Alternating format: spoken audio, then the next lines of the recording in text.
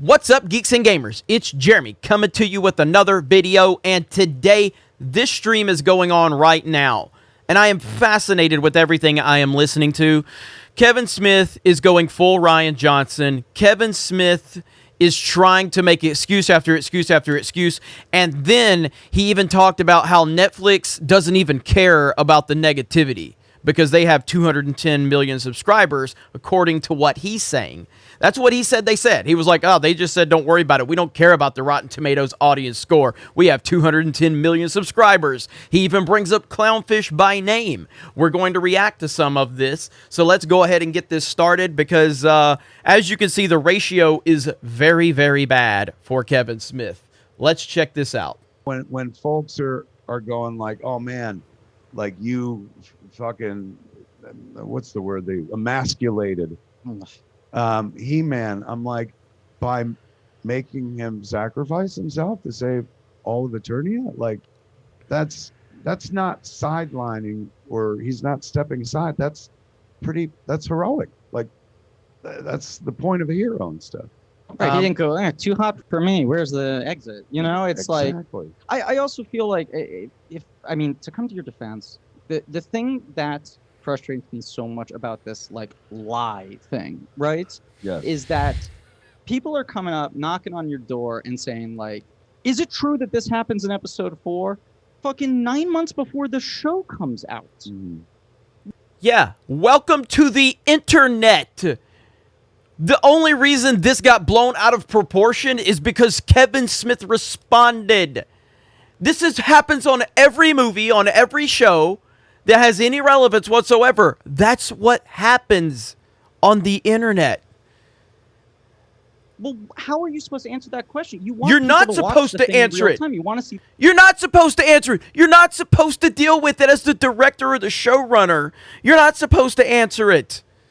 This happens to everybody. This happens to every major film, every game, every show. The story unfold. You don't want to preload those expectations. You got to get tricky with your words to be able to weave around these traffic cones. And I didn't even think I was tricky with words. I literally said Tila does no stepping aside. I think you were. Yeah. She has a friend who's a girl, but not a girlfriend. She does not wield the sword of power. Right. I'll just tell you right now, man. Fucking, this is another spoiler. And Netflix is gonna be like, shut your fucking mouth. But she never wields the sword ever in any of the episodes. That's like, so everything yeah. I said was like God's honest fucking Yes. truth.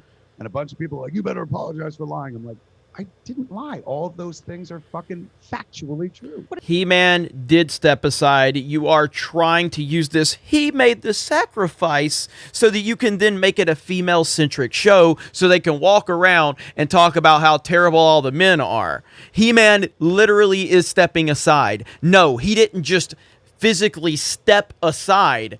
You killed him. You're trying to mask that as this heroic thing, but in reality, you're elevating these women that are drawn like men so they can walk around and talk about how terrible men are. And yes, anybody that's seen the whole thing with Tila and her friend, there is obviously more to that. That's not just a random friend. But it's like rolling up to George Lucas and going like, why haven't you acknowledged that Darth Vader is Luke's father? And he's like, it's 1975. Slow your roll. I haven't shot the...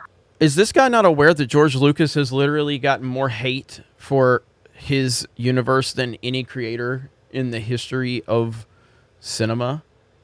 Now, in 1975, there was no one that knew any of these things. But this is a pre-existing property. So when you take over a pre-existing property and you don't respect that, why do you want to take over Masters of the Universe? Why do you want to have He-Man? Because it has a platform. It had a fan base. It has brand recognition. You want the recognition and the brand recognition and the platform and the fandom. You want all of that because you know that it's going to be easier to get eyes on your product, but you don't want to deal with having the expectations that comes with having a pre-existing property. It doesn't go both ways. You can't have your cake and eat it too. If you want the pre-existing platform with the pre-existing fan base, then you need to deal with the expectations that comes along with it, and you need to respect the lore involved. This George Lucas argument is terrible. No one knew what Star Wars was in 1975. First one yet. Wait your turn. I feel. Look, the folks have been saying, you apologize to Clownfish. Clownfish was the operation that website and video show and stuff, whatever it is. And I'm not dismissing it. I have to be so fucking careful because anything I say, they're like, you're attacking Clownfish, and I'm like, not at all. I've always been very fucking kind to Clownfish. But regardless, Clownfish. The people are saying you lied to Clownfish. You got to apologize, and I honestly fucking believe, with my heart, I put my child's life on it. None of those things I said are fucking lies. They're all factual shit. I will apologize for like leaning into it and tweeting and then hitting it again, tweeting again later on, simply to obfuscate from what I felt like was the thing I didn't want anyone to know. Same day that Clownfish's tweet goes up, there's some other tweet that said something to the effect, and again, we're spoiling the show, so hopefully everyone's seen it, that said something to the effect of, I hear they kill Adam in episode 1. So right then and there, I'm like, Jesus Christ, we're like fucking months away from this thing coming out. If this out's like, oh man, that's going to suck.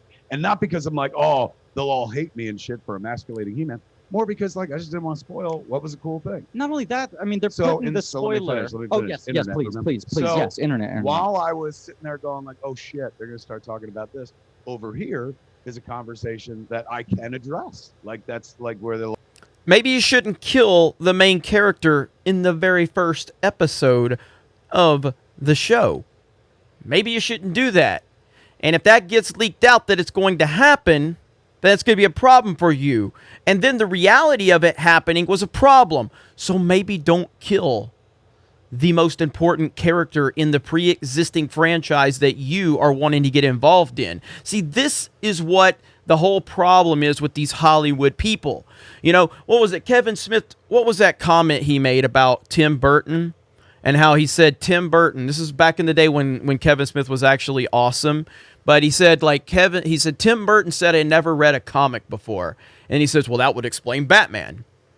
That's the same exact mentality that you have right now. If you're killing He-Man in the first episode, and then the next portion of the show is all about Teela and respecting Whammon, then fans are going to be pissed. So if you don't want to deal with that leaking out because you know it's going to be bad, maybe don't do it in the first place. People are seeing Masters of the Universe for He-Man, not Teela. So if you have found yourself in this position, it's because of your bad decision making. like, hey man, I hear He-Man steps aside, Teela, has a girl, all the things I said. So I was like, I can answer this and maybe take attention away from this over here. And mercifully, that never got louder.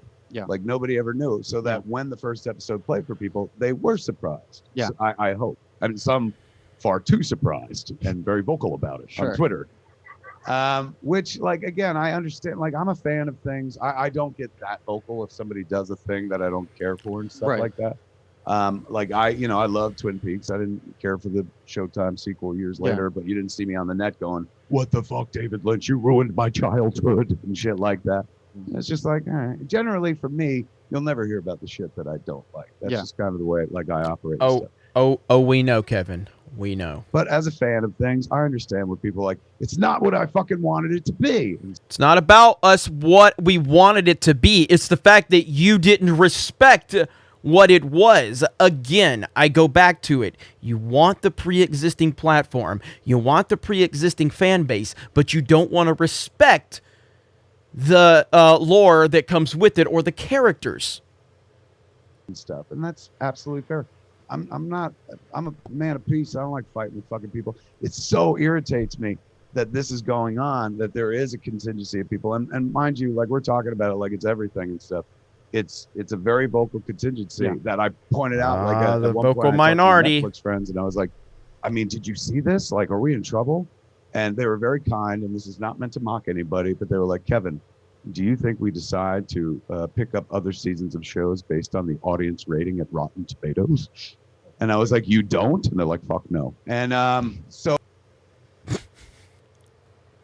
I can't believe he said that. I can't believe that he admitted that Rotten Tomatoes executives have no respect for fans' voices. I can't believe that, but I'm so happy he said it.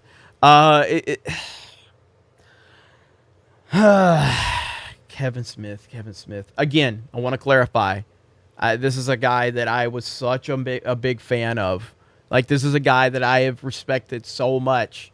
And this entire situation, man, is just unbelievable. So at that point, like, it didn't matter. And then, I mean, this like is here. I'm like, I don't. This ain't me being smarmy. I know someone's gonna paint it otherwise and shit like that. This is just me being honest. If you don't like something, kids, don't fucking talk about it. Yeah. Because when you draw attention to it, somebody else goes, "What's that?" So there was an article that went up. Few articles. The one I saw was on Uproxx, and there's a few other sites that talked about how we were review bombed, which is a practice where a bunch of people like fucking hit a project hard with reviews. I retweeted it and people were like, "Hey man, fucking you only got bad reviews because it sucks. This not review bombing and shit. These aren't bots. These are real fucking people." And he's Eat my butthole. yes, I get it. Yeah. I'll happily eat your butthole. Yeah. I was not saying All that. you had to do was ask. Yeah. Ask kindly. Totally. Right there. Yeah. So again, but this was, you know, like I all that butthole talk really distracted me. Sorry. You're hungry. You're I fasting am. for a I'm week, ready yeah. to eat a fucking butthole after 160 fucking hours and shit. Come on, Kevin, get to it. Fuck, what were we talking about? The review bombing, putting attention on a thing you Yes. don't like. Yes. So- Streisand effect. It's the Streisand effect. That's Yeah. absolutely. There's an articles talking about this review bombing. I have nothing to do with the articles. I retweeted the one article and I said, like, oh, at least we're in good company. They did this to the boys and Captain Marvel. Many people were very quick to point out they only did this to the boys because they were putting out one episode a week. And Captain Marvel, like, why would you compare yourself to that? If those are your two, you know, fucking rocks you're standing on, your fucking shit like that. So, you know, when people hate a thing, they fucking find a way to defeat you on every point and every turn. And so they were acting like I said that we'd been review bombed. I was literally fucking quoting an article that was up.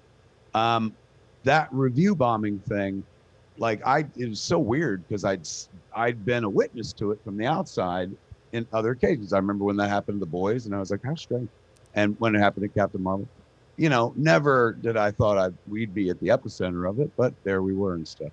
And so let me explain what review bombing really is. Review bombing is an excuse that filmmakers and media use when they make a shitty product and the fans say, you have a bad product and we're going to be vocal about it. The studio executives, the filmmakers, and the media tries to say that the fans are review bombing because they don't like when people actually have an opinion. Because when those opinions don't line up with what they want, suddenly it's review bombing. Suddenly it's review bombing from the racist and the sexist out there.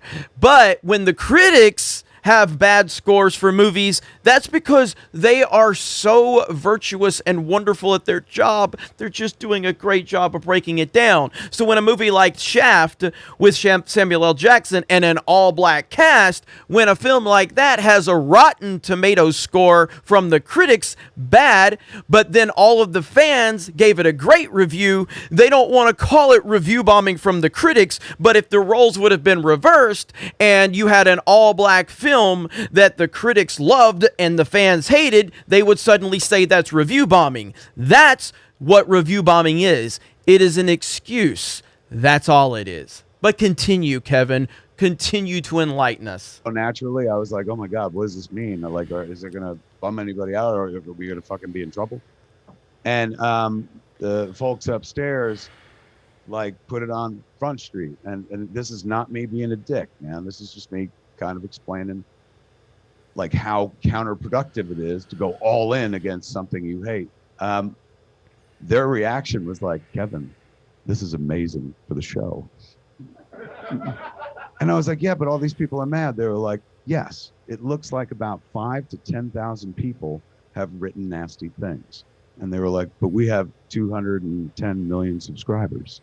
And I was like, oh, so mathematically we're safe? They're like, safe as kittens. So thank you so much for saying that, Kevin. Thank you. This is gold, dude. This is gold. This is beautiful. Thank you for telling us how little Netflix thinks of us. Oh my gosh, this is great. I'm gonna be able to use this for so many videos. So like you can do it, and I ain't trying to stifle anybody's freedom of speech. Absolutely, go ahead and stuff. But it won't do what you think it's going to do. Yeah. I too, like them, was like, oh my God, this is a bad thing, and they were intending to do a bad thing. And I'm not saying it's a nefarious plot or bots and shit, but Yeah, you all are. the people like it's little Yeah, suspect you are. that are, we're what is it called? Fucking certified fresh. And then our audience rating is like in the toilet and shit. Right. But so just so everyone doesn't say like he thinks it's a fucking conspiracy. I'm not saying that. That's what I read. I don't know what to think at this point and shit like that. But I do know this much, based on what I was told by what the fans that are upset about this show, what they are trying to do is to let you know that we hate the product you provided. And that point has been proven by your reaction. That's all that the fans are trying to get across. They just wanted you to know that we hate what you have produced. And you are proving that we have been heard. That's it. the people that like pay my salary. That doesn't matter to them. Like they literally don't care. Somebody did send me tweets where like I was on Comic Book Men one season, and I was like, yeah, I was a big He-Man fan and shit like that. And they're like, aha! Like, as if Netflix was going to be like, Kevin, you should have told us. No, that's absolutely not why that tweet was going around. That tweet was going around because you claiming now that you're this mega He-Man fan, but you already admitted that you had no love for him. That's what the point was. But continue your Hollywood spin, Kevin Smith. Continue. There's the door, like that shit doesn't like matter to anybody who writes a fucking check or something like that. So nobody's trying to get you fired. Like, rumble, young man, rumble, by all means. I was 20 once and I fucking hated things as well. So and pop off as much as you like. Come at me on Twitter. My Twitter stream is like honestly, but 95% love fest of people who are like, this is amazing and blah blah. Very complimentary. I thank all those people. And then 5% of you ruined my childhood. You're a cuck. Fucking a lot of very derogatory. And then some people who aren't even derogatory who just write long tweets about how I ruined it and stuff like that. Long, thoughtful tweets.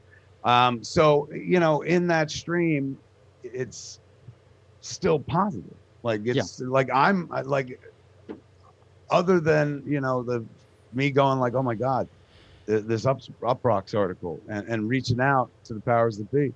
The moment that they were like, oh, what are you doing? Like, don't worry about it.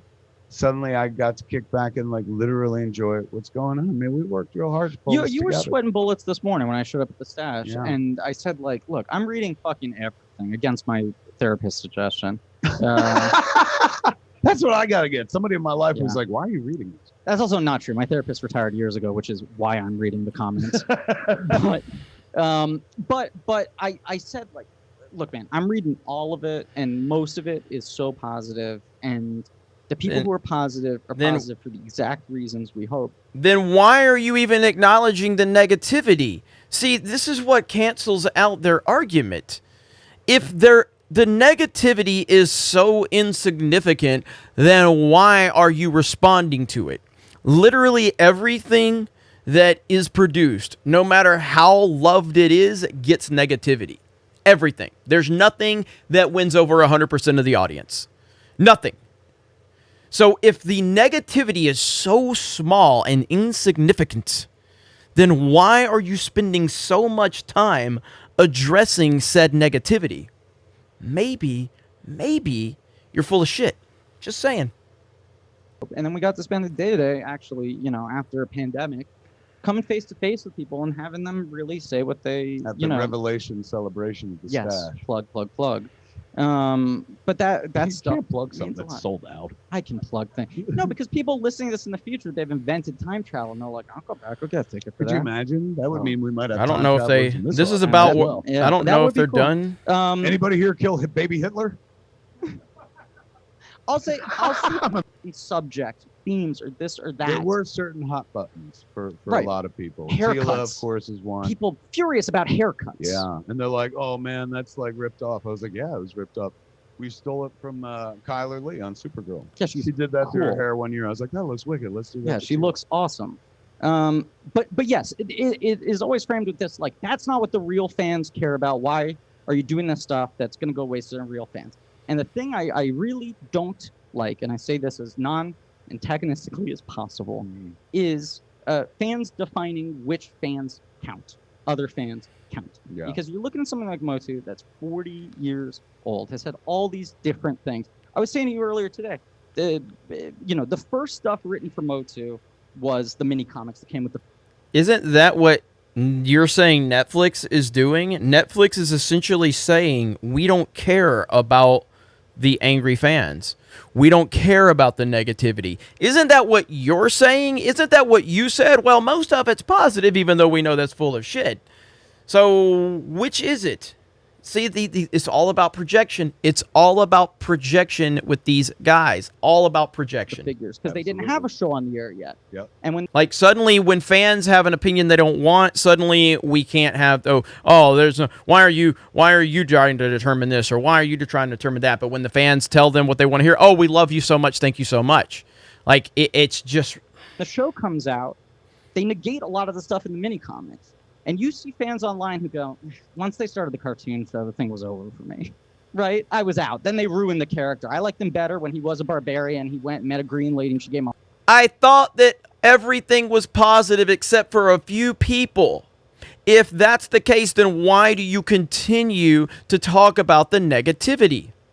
harness. Yeah. Right? That was for me. That is the mini comic. Right. That's the last time He-Man was good for me. And then there are people who go, it ends when Filmation ends. I only like the 2000 X version. I like the comics. I like this. I like that. Right?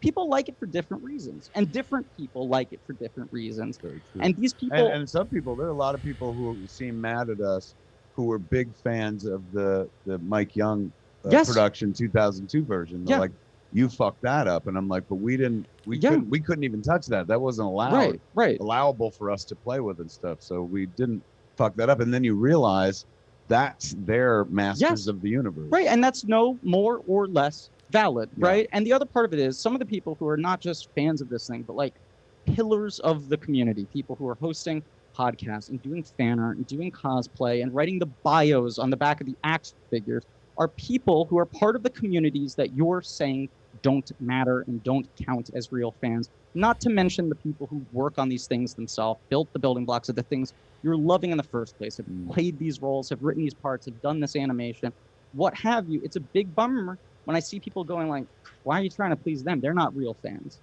Who are you to say? You're a real fan. I'm not going to tell you you're not a real fan just because you're being a dick to these other fans. That's your literally just said that the negativity doesn't matter. That's what the Netflix executive said.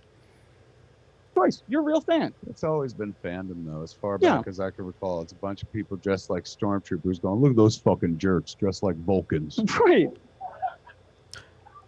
But that's a great point. Finally, old school Kevin Smith shows up for a brief moment and understands that fans talk shit. That's what we do. You know, it's tribal. I've always gotten that. And going into this, I mean, I'll be honest with you. Like, I've always felt like, oh my God, everyone will love this. Like, it's so sweet. And it, you know, it's not even me taking credit going, I'm a great writer. I had a lot of help. And also, even the shit I did by myself was predicated on shit other people did years and years ago. Yeah. So now he's going to move into another phase of it. I'll probably do a multi-part to this because this video is going on a long time and there's probably a lot to cover. I'm going to download this video. At least I'm going to try to download this video in case that it gets privated based on the crap he's saying, because it's still going on live right now. So I'm going to wrap this up for now because this is going on a bit long. But this is fascinating stuff. Like, this is fascinating. So I'm going to download this right now before this thing, or as soon as it ends, I'm going to download it. Because this is some good stuff. This is some good, juicy stuff. It makes me sad, man, because Kevin Smith is somebody I have followed for a long time. Clerks 2 is one of my favorite comedies ever, and it speaks to me on very many different levels. But the dude is just a Hollywood, he's just a Hollywood type at this point. And It is what it is. So I can't wait to get further into this Netflix stuff that he talked about, with Netflix not really caring what the fans think. Can't wait to get further into that. Other than that, thank you guys so much for all the support. I'm going to have another part to this once we can break this full thing down. It's going to be good stuff. I may go live, may EFAP this at some point. And I'm sure Kevin Smith's going to continue to talk, and I can't wait to hear more from him. So thank you guys so much. Have a great day. Check us out on geeksandgamers.com, our website, where you can sign up for free, jump in the forums for free, have whatever discussions you want. And for a minimum of $10 a month, you can become a premium member, and that helps support the site, support everything we're doing. And we do greatly appreciate that. So you guys have a great day. I'll see you on the next one, and we will talk to you later.